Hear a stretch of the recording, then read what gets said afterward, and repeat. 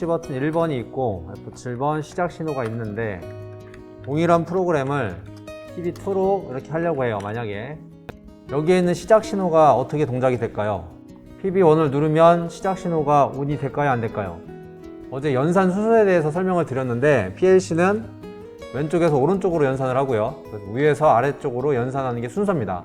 그런데 PB 버튼을 눌렀다고 손 치더라도 누르면은 1값이 전달이 되니까 시작값이 이 상황에서는 1이 맞아요. 근데 두 번째 연산할 때는 PB2를 누르지 않았으면 0값이 들어가기 때문에 시작은 마지막 값은 0인 거죠. 그리고 AND 처리가 하기 때문에 최종적인 시작의 값은 0이 되는 거죠. 그래서 이렇게 프로그램을 짰을 때 주의할 점은, 의도하지 않은 거죠. 원래 의도는 이렇게 프로그램을 짰던 원래 의도는 PB1을 눌러도 시작이 ON이 되고 PB2를 눌러도 시작이 ON이 되게끔 하려고 이렇게 짜겠죠, 보통 짠다고 하면.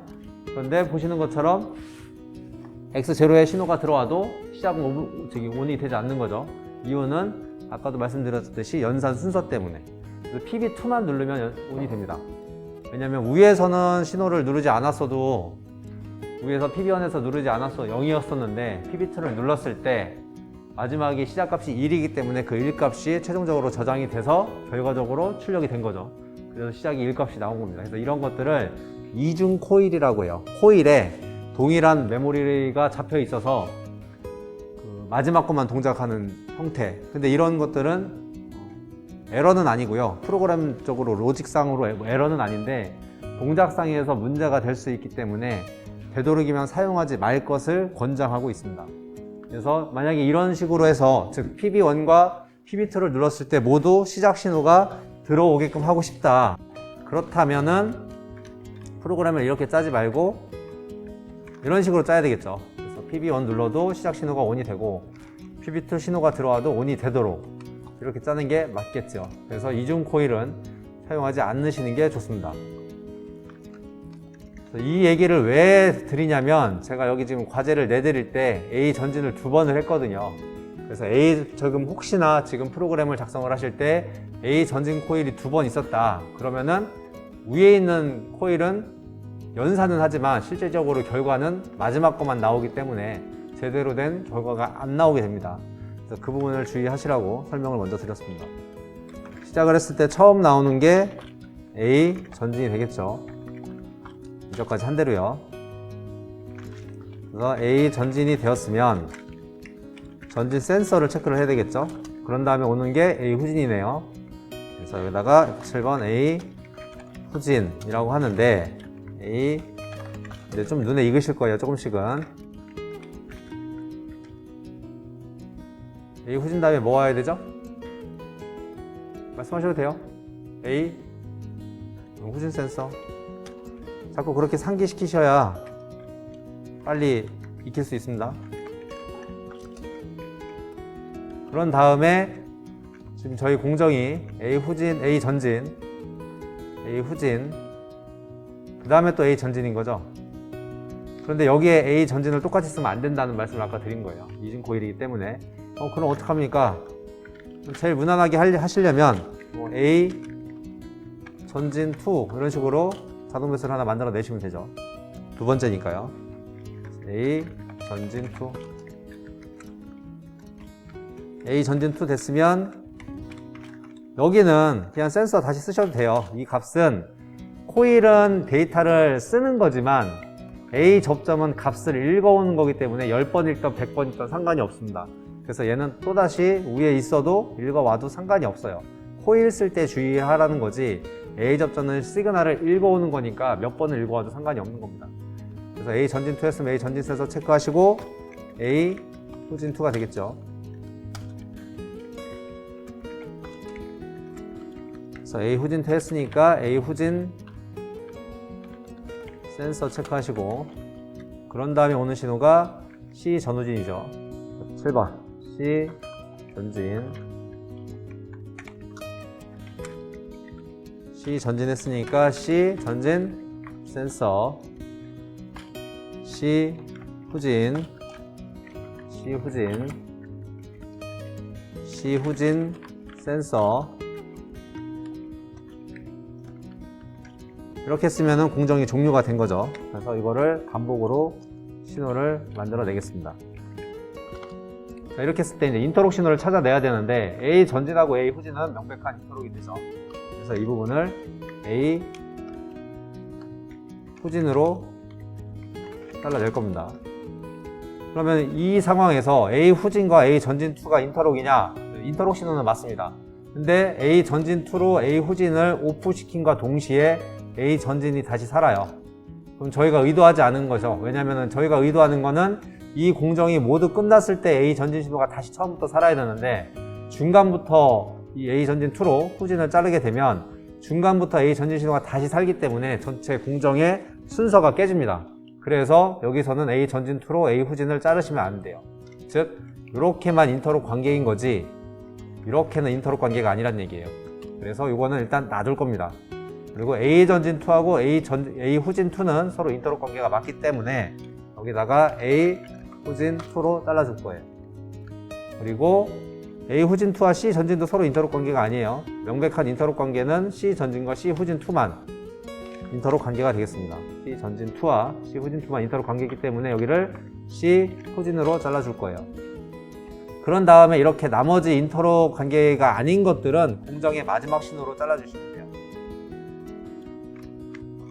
반복, 컨트롤 C, 컨트롤 V, 컨트롤 V. 이렇게 공정을 만들어낸 다음에는 출력부를 만들어내야 되겠죠. 밑에 쪽에 있네요. 출력부를 만들어낼 건데 F5번 A 전진, F7번 A 전진솔, F5번 A 후진, F7번 A 후진솔. 자, 여기서 이제 오화로 처리를 해야 되겠죠. A 전진 2를 여기서 오화로 처리를 해야 전진 2 신호가 나왔을 때 다시 전진솔이 나와서 실린더가 전진을 할 거고요. 마찬가지로 A 후진 2 신호 시그널을 후진솔에 또 연결을 시켜줘야 두 번째 후진이 일어나겠죠. C 실린더는 한 번만 있기 때문에 또 하나 편솔이기 때문에 C 전진만 C 전진 솔에다가 연결을 해주면 되겠습니다. 자, 근데 이렇게 해서 끝난 줄 알았는데 문제가 어디에서 생기냐면요. A 전진 신호가 나와서 전진을 했고요. A 후진 신호가 나오면은 위에서 시그널이 A 전진이 죽기 때문에 후진이 이루어집니다. 자, 그런데 아까 앞에서 A 전진 2가 그 다음에 신호가 살아요. 근데 이때 서로 인터록 관계가 아니라고 했기 때문에 완벽한 인터록 관계가 아니기 때문에 이 후진이 살아있어요. 후진이 살아있기 때문에 A 전진 2가 나오면 A 전진솔도 살고 A 후진솔도 사는 경우가 생겨요. 그래서 이러한 경우는 예외적으로 A 전진 2를 A 후진을 차단시켜야 됩니다. 아니면 위에서 차단, 아까도 말씀드렸듯이 A 전진 2로 여기를 잘라버리면 문제가 되는 게 A 전진이 다시 살아서 문제가 된다는 거죠. 그래서 위에는 프로그램을 이런 식으로 순서대로 짜놓고 이 하단에서 처리를 해주는 것이 좀 바람직합니다. 이렇게요. 두 번째 신호가 나올 때는 후진이 살아있기 때문에 두 개의 솔밸브가 동시에 살면은 움직이지 않거든요. 그래서 A 전진 2 신호로 여기를 차단시켜서 신호가 켜져 있어도 후진 솔이 죽게끔 서로 인터록을 건 거죠. 그런 다음에 A 후진 2가 살면 A 전진 2를 위에서 인터록으로 잘랐기 때문에 그때는 당연히 상관없이 A 후진 2 신호가 시그널이 어차피 살아있거든요. 그래서 A 후진 솔이 살면 이거 하나만 삽니다. 이거 하나만 살기 때문에 후진이 완료가 되고 C는 C대로 전후진이 완료가 됩니다. 이렇게 프로그램을 작성하시면 돼요. 첫 번째 예제는요. A 실린더가 2번 왕복을 하고 B 실린더가 한 번 왕복을 하죠. 또 하나 설명을 드릴 거는 강제 온을 할 수가 있습니다. 여기 있는 이 시작값, 이런 내부 메모리에 대해서 제가 저쪽 자리까지 가서 온 스위치를 누르기가 싫거든요. 좀 번거롭죠? 그래서 이런 내부 메모리를 강제로 온 시키는 방법이 있는데 Shift 엔터 치시면 돼요. 강제로 온이 되고 또 Shift 엔터 치시면은 오프가 됩니다. 또는 이런 방법도 있어요. 그렇게 Shift 엔터 치는 방법과 오른쪽 버튼 누르시면은 디버그가 있습니다. 그래서 디버그에서 Modify Value에 들어가시면 여기에서 온오프를 할 수가 있어요. 자, 그런데 주의하실 점 하나가 있는데 여기 있는 PB1도 강제로 ON을 할 수가 있어요. 스위치를 누르지 않았는데도 이렇게 강제로 ON을 시켜 놓을 수가 있어요. 근데 이럴 때 좀 조심하셔야 될 건 뭐냐면 어떤 경우가 생기냐면은 이런 센서 자체도 이렇게 ON을 시켜 놓으시는 경우가 있어요. 강제로. 그럼 프로그램이 제대로 돌아가질 않겠죠. 그래서 외부 입력 신호에 대해서는 어지간하면 강제로 하지 마세요. 외부 입력 신호는 외부에서 오는 시그널을 그대로 받으시고 내부 시그널은 이렇게 강제 ON을 했다고 손 치더라도 PB2 버튼을 누르면 오프가 됩니다. 그러니까 연산이 다시 이루어져요. 근데 외부 입력 버튼에 대해서 강제로 ON을 해놓으면 이게 센서가 고장난 건지 내가 강제로 ON 해놓은 건지 찾기가 힘들어져요. 그래서 외부 입력 접점에 대해서는 강제 ON을 어지간하면 쓰지 마시고 내부 신호에 한해서만 사용할 것을 권장을 드립니다. 좀 숙달이 되셔가지고 잘 찾는다고 하면은 강제로 ON 하셔도 되지만 굳이 이런 프로그램에서 외부 신호를 강제로 ON 할 필요는 없거든요. 이 PB1의 목적이 시작값을 1로 만드는 것이기 때문에 이 내부 값을 1로 만드시는 것이 더 바람직하겠습니다. 그래서 강제로 ON을 하시면 되고요.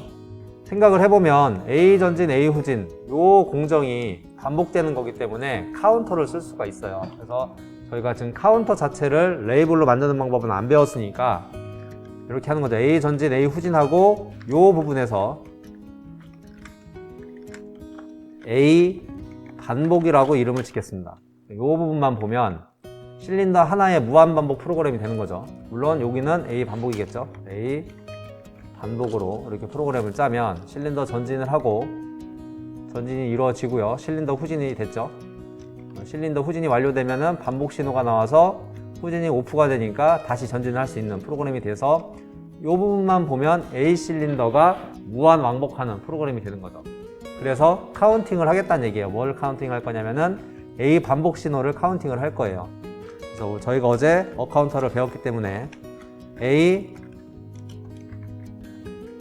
반복 신호로 카운터 F7번 C0 카운터 C0 카운터 메모리에서 2번을 반복할 거니까 K2 이렇게 작성을 할 수가 있겠죠. 그러면 반복 신호가 2번 나왔다는 얘기는 왕복을 2번 했다는 얘기가 될 것이고 그렇게 왕복이 2번이 되면은 C0가 동작을 할 건데 이때는 더 이상 A가 전진되면 안 되니까 여기를 C0로 차단을 시킬 거란 얘기입니다. 이렇게 되면은 2번만 반복하고 끝나겠죠. 그런 다음에 해당되는 공정은 이제 다 필요 없겠죠. 필요 없고 이제 C가 전진 나가야 되는데 이 C 전진 신호를 C0로 잡아주면 되겠네요. 그래서 이 부분을 지우고 C0 신호로 카운터 0 신호로 이렇게 연결을 하면은 C가 전진이 되고 전진 센서 확인되고 C 후진하면은 반복이 최종적으로 반복이 되겠죠. 그런데 최종적으로 반복이 되었을 때 여기 있는 카운터가 리셋이 되어야지만이 다시 A 실린더가 전진을 할 수가 있겠죠. 이 부분이 연결이 돼야 되니까요. 그래서 반복 신호로 여기 있는 반복 신호로 카운터를 리셋을 할 겁니다. 아니면 마지막에 공정이 끝났으면 이 아래다가 그냥 바로 F8번 RST 리셋 C0를 하신과 동시에 공정이 끝난 거니까요. 그때 카운터가 리셋이 되면 이 부분 시작이 살아있으니까 A 전진부터 다시 나갈 수가 있죠. 그래서 이렇게 프로그램을 짜면 굳이 이러한 단계가 필요가 없지요. 어차피 A 전진과 후진 두 개만 사용을 했기 때문에 그래서 이렇게 프로그램을 작성할 수도 있겠습니다. 강제 운 보여드렸으니까 강제로 운 주면은